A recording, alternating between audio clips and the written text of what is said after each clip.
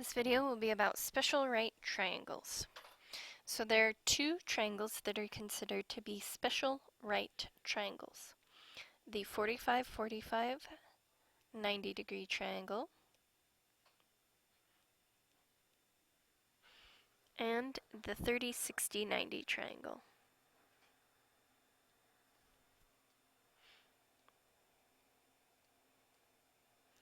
Those both have special properties that can help us find the other sides, even if all we know is one of the sides. So here are the special properties. First, on the 45-45-90 triangle, the two legs of the triangle are the same. So when we say legs, those are the sides that are touching the 90-degree angle. The one across from those, or across from the right 90-degree angle, is called the hypotenuse. The hypotenuse is square root 2 times the legs. For 30-60-90, again, hypotenuse is across from the right angle. Just going to put HYP for hypotenuse. And then we have the short leg, and we have the long leg. Now, depending on what information is given, depends on what formula you would use. So let's start with 45-45-90. They can rotate this, so it doesn't have to be facing the exact same way we started with. And they might not write both angles in. They might just write the 90-degree and then 145. Just know that it's still a 45-45-90 triangle. So we can have two situations with our 45-45-90 triangle. The first situation is they can give us one of the legs. They may say, okay, this leg here is 5. And then they'll want you to find the other sides. And they'll label them with some letters so we have a reference point when we're talking about them. The second thing they could give you is they could give you the hypotenuse. Let's say the hypotenuse is 8. And again, they'd ask you to find the other sides and they'd label them with some letters. So what makes this special is you only need one side. Most of the time with right triangles, you would have to have like 6, 5. You'd have to have two numbers given. They only have to give us one number and we can still find both of the other sides. So when you're given a leg on a 45-45-90, remember this is 45-45-90. If you're given a leg, the second leg is the same as the first.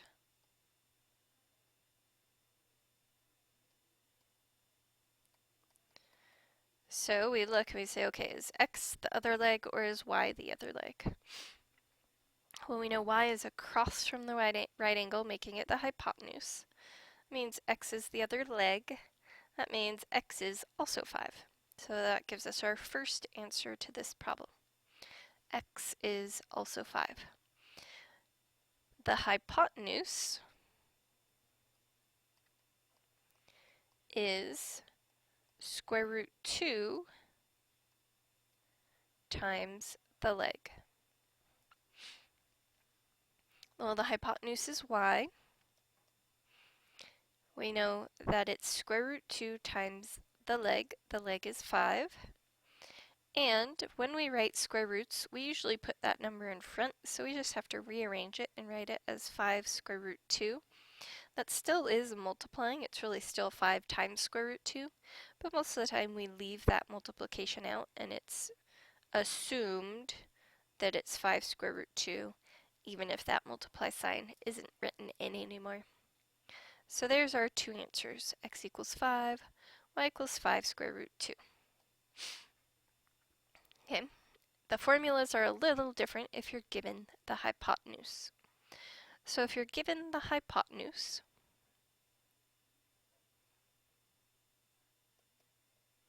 again, this is for 45, 45, 90 triangles. If you're given the hypotenuse, both legs are the hypotenuse divided by square root 2. So A and B are both going to be the same, because remember, the two legs on a 45, 45, 90 are the same. So A would be 8 divided by square root 2, and B would also be 8 divided by square root 2. Now most of the time they're going to have you put this in as a decimal. So we need to get our calculator so that we can divide that.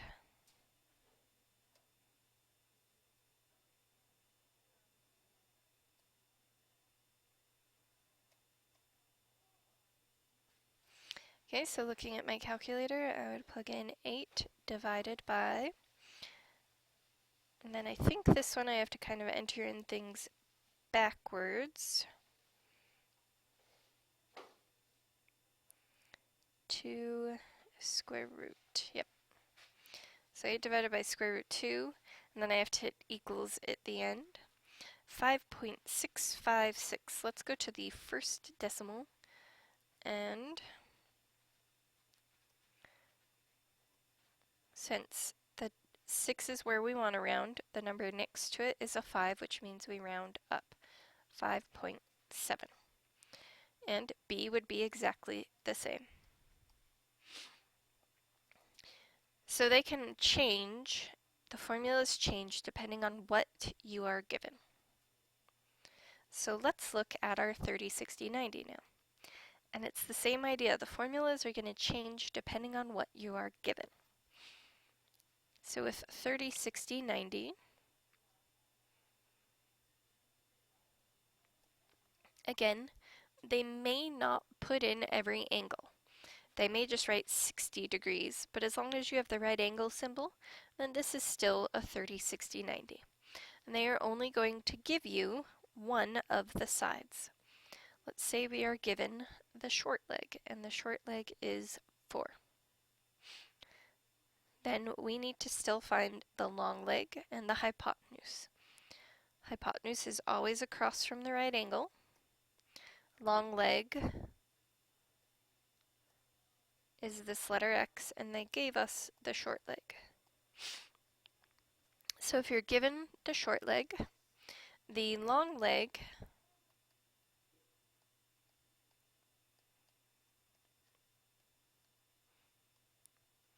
is square root 3 times the short leg. And the hypotenuse will be 2 times the short leg.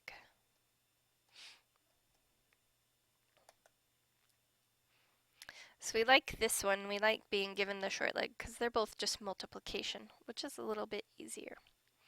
So we said the long leg, we know that's the letter X, equals square root of 3 times the short leg. Square root of 3 times 4, because 4 is the short leg. And the hypotenuse would be 2 times the short leg, so 2 times 4. So now we actually just do that multiplication. Again, square root 3 times 4, I can't actually multiply, they're not like terms. So I just rearrange the order. I've got to put the 4 in front of the square root. The second one I can actually multiply. 2 times 4 is 8. So that gives me my answers if I was given the short leg. If you're given a different side, and again, it can be rotated. Let's say now you're given the long leg.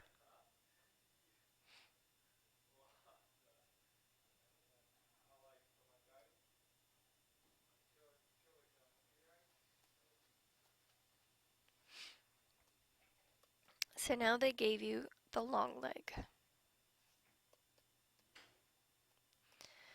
Okay, so now the formulas are going to be different. The short leg is the long leg divided by square root 3. And the hypotenuse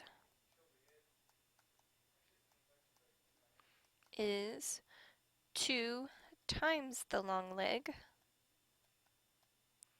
divided by square root 3.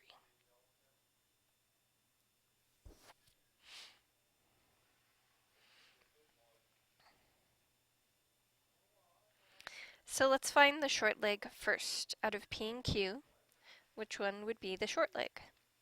Well, that would be P. So P, we said, is the long leg divided by 3. So the long leg was 5 square root 3. Divided by 3, I'm going to use this kind of divide symbol, or divided by square root 3.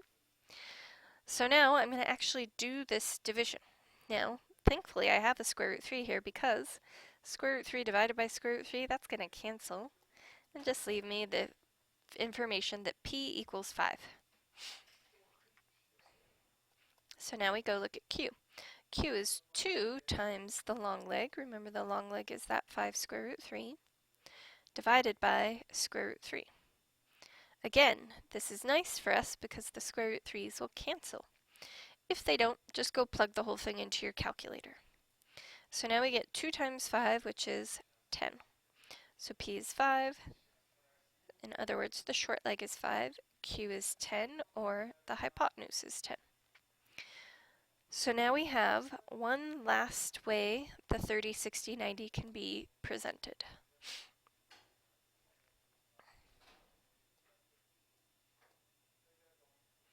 Let's say they give you the hypotenuse. And let's say the hypotenuse is 7.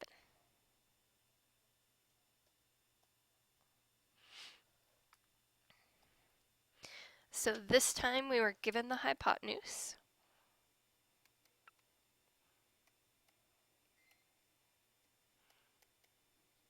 And we're going to have 2 formulas to find the other 2 sides. So the short leg is the hypotenuse. I'm just going to put HYP for hypotenuse divided by 2. And the long leg is the square root 3 times the hypotenuse divided by 2.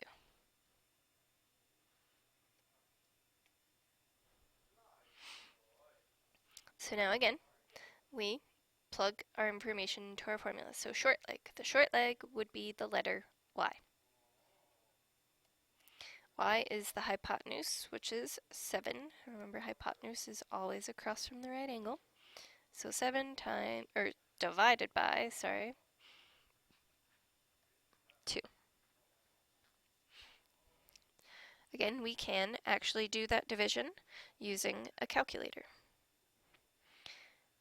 If we do 7 divided by 2, we get 3.5. So that means the short leg is 3.5. To find the long leg, we go square root 3 times the hypotenuse. Hypotenuse is 7 divided by 2. Now we go plug this into a calculator. Again, mine is kind of backwards. It depends on your calculator. Some you can type in it exactly as it's written. For my particular calculator that I'm using, I have to do 3, hit the square root button, times the 7, and then divided by 2 equals 6.06. If I go to 1 decimal place again, that would round to be 6.1. It's possible they could want these answers exact instead of as a decimal. So when we had 7 divided by 2, we can leave it in this fraction form. It's possible they may want you to write your answer like this. So our answer could be 3.5, or it could be 7 over 2, depending on what and how they want you to write it. Same thing with this. It could be 6.1, or we'd have to put the 7 in front because that's the order we write radicals in. So it could be the 6.1 or the 7 square root 3 over 2, depending on how they would like you to write it. Now remembering all these formulas can be hard. I did set up a little kind of flowchart thing to help you remember the order. First, when you're trying to figure out how to do this, you start by asking what kind of triangle is it? Is it 45, 45, 90, or is it 30, 60, 90? If it's 45, 45, 90, we go over here to this box. If it's 30, 60, 90, we go to the right side. If it's 45, 45, 90, you have to decide if you're given the leg or the hypotenuse. If you're given the leg, there's the formulas. If you're given the hypotenuse, there's the formulas. 30, 60, 90, same idea. You have to decide if it's short leg, long leg, or hypotenuse. If you're given the short leg, here's the formulas. Given the long leg, here's the formulas. And given the hypotenuse, here is the formulas. So I recommend maybe pausing the video at this point and writing this flowchart down if you think it would help, or making sure at the very least you have the formulas written down somewhere, because it's a lot of formulas to remember just off the top of your head. So this concludes our discussion on special right triangles.